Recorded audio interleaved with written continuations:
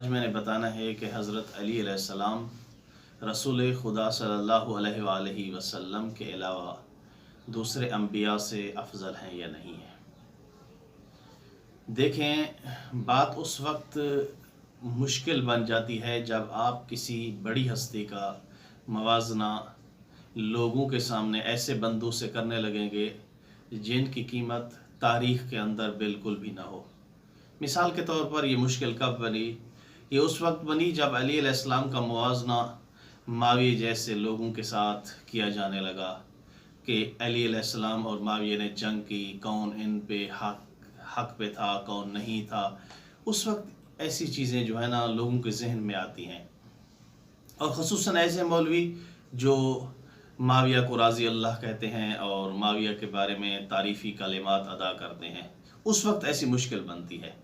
اگر آپ ابتدا ہی سے علی علیہ السلام کو قرآن کے ساتھ رکھیں، اصحاب کے ساتھ نہ رکھیں، قرآن کے ساتھ رکھیں۔ رسول خدا صلی اللہ علیہ وآلہ وسلم نے کیا فرمایا تھا؟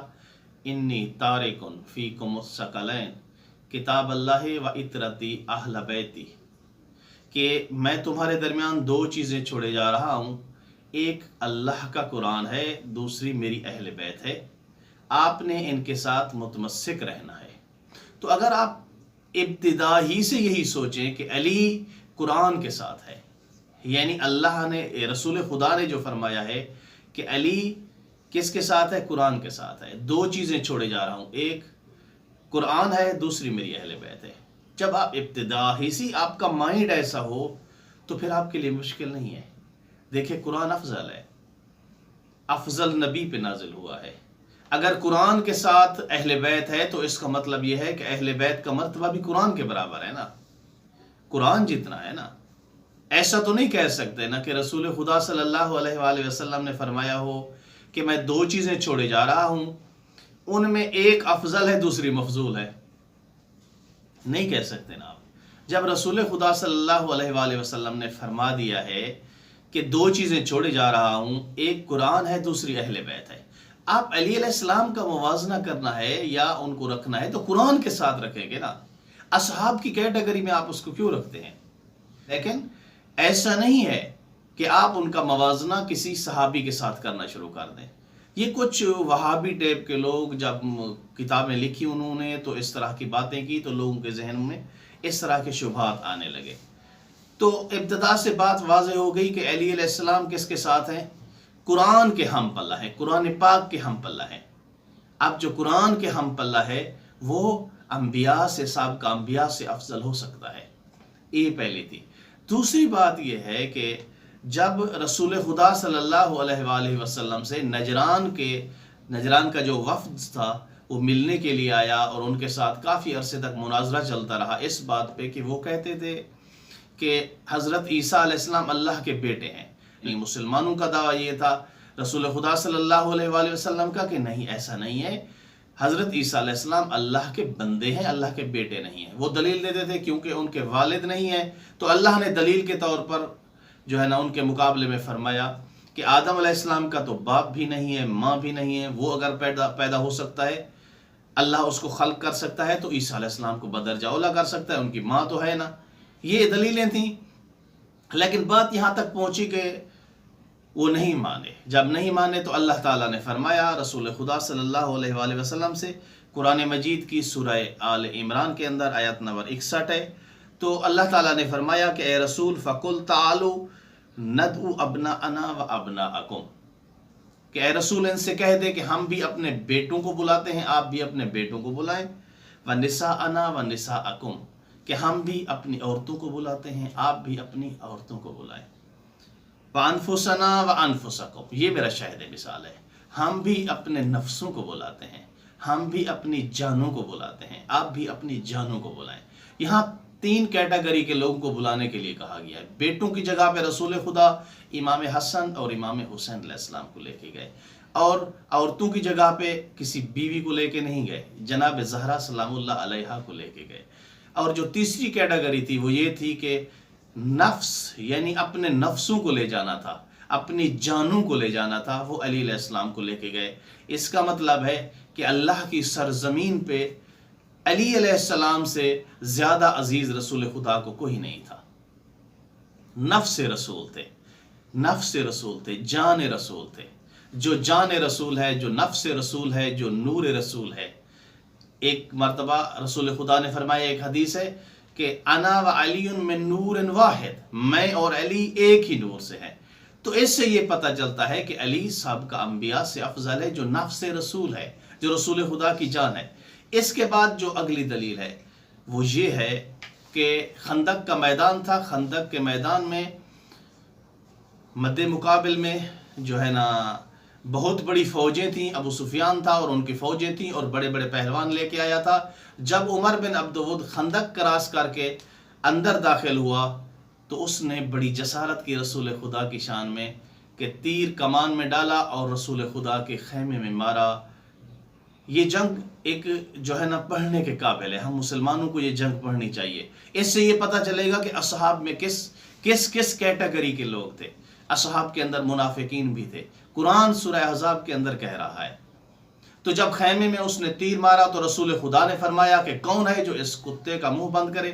رحمت للعالمین تھے، لیکن عمر بن عبدود کو کتا کہا اور 3 بار رسول خدا نے پکارا، ایک بھی صحابی نہیں اٹھا.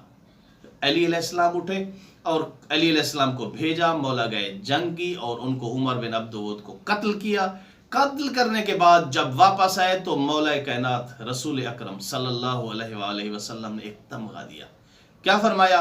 ضربت علی یوم الخندق افضل من عبادت الثقلین. یا علی، یہ جو آپ نے ضرب ماری ہے نا عمر بن عبدود کو، اس کی قیمت اس قدر زیادہ ہے، اس قدر زیادہ ہے کہ ثقلین یعنی پوری دنیا، انسان بھی اور جن بھی اللہ کی عبادت کریں تو ان کی عبادت کم ہے، آپ کی یہ لگنے والی ضرب کی قیمت زیادہ ہے. ایک ضرب کی بات کر رہا ہوں جس پہ ٹائم 30 سیکنڈ لگتے ہیں. علی علیہ السلام کی 30 سیکنڈ کی ضرب جو ہے نا وہ ثقلین کی بندگی سے افضل ہے. ثقلین کی بندگی، انسان کی قیمت وہ عبادت اور وہ تقوی اور پرہیزگاری، وہ ورع جو انسان سے سرزد ہوتا ہے، انسان جس کو انجام دیتا ہے، انسان کی قیمت وہی کچھ ہوتا ہے.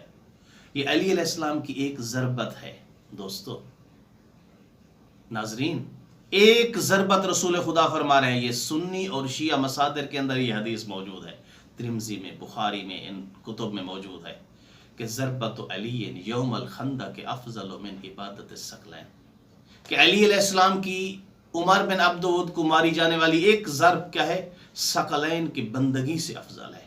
پوری کائنات کے لوگ عبادت کریں، جن بھی عبادت کریں، انبیاء بھی عبادت کریں، ان کی عبادت ایک پلڑے میں، علی کی ماری جانے والی ایک ضرب دوسرے پلڑے میں رکھی جائے تو کیا ہے؟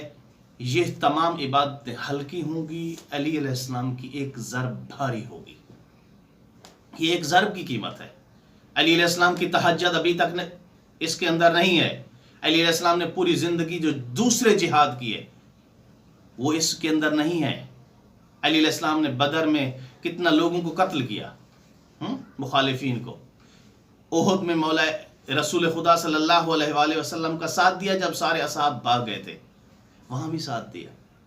تو پتہ یہ چلا کہ علی علیہ السلام کی ایک ضربت کائنات کے تمام لوگوں کی عبادت سے افضل ہے. تو خود علی علیہ السلام کا کتنا بڑا مقام ہوگا. ایک ضربت جب اتنا بڑا مقام رکھتی ہے تو خود علی علیہ السلام کا کتنا بڑا مقام ہوگا. بات واضح ہو گئی کہ علی علیہ السلام کی ایک ضربت جب انبیاء کی عبادت اور تمام لوگوں کی عبادت سے افضل ہے تو خود علی بھی تو افضل ہوں گے نا. یہ کون سی بات ہوئی کہ ان کی ضربت افضل ہے؟ ان کی عبادت سے انسان کی قیمت تو وہ عبادت ہوتی ہے نا جو انسان کرتا ہے نا. اگر ان سے ان کی ضربت افضل ہے تو خود بھی تو پھر افضل ہوں گے نا، خود تو مفضول نہیں ہوں گے نا. تو بات یہاں تک پہنچی کہ علی بھی تمام انبیاء سے افضل ہے رسول خدا صلی اللہ علیہ وسلم کے علاوہ. اس کے بعد ایک اور حدیث ہے رسول خدا کی، وہ ہے کہ علماء امتی افضل من انبیاء بنی اسرائیل. کہ میری امت کے جو علماء ہیں وہ بنی اسرائیل کے انبیاء سے افضل ہیں، بنی اسرائیل کے انبیاء سے افضل ہیں. بات نوٹ کیجئے گا، پوائنٹ کی بات دے رہا ہوں کہ انبیاء سے افضل ہیں، علماء کی بات کر رہا ہوں. یہاں بات مطلق ہے، چھوٹا عالم، بڑا عالم، سیوطی پڑھا ہوا عالم، الفیہ پڑھا ہوا عالم، نہیں کچھ نہیں.